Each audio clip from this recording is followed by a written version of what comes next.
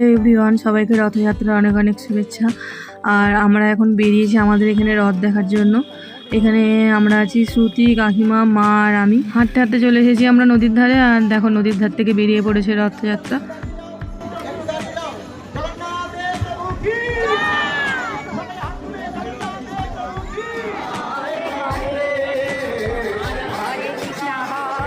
আমরা এখন রথযাত্রায় অংশগ্রহণ করে নিয়েছি, দড়ি টানছি।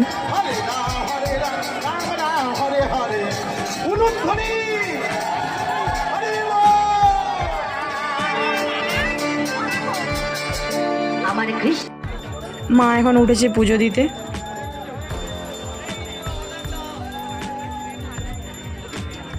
এখানে রথ দেখা হয়ে গেলে আমরা যাব বজবরের কালীবাড়ির উদ্দেশ্যে, ওখানে রথ দেখতে। এই দেখো বলতে বলতে আমরা অটোয় উঠে পড়েছি, যাচ্ছি কালীবাড়ির উদ্দেশ্যে। কালীবাড়ির রথযাত্রা ব্লগটা আসবে নেক্সট ব্লগে। আজকের মতো এইটুকুই। By everyone.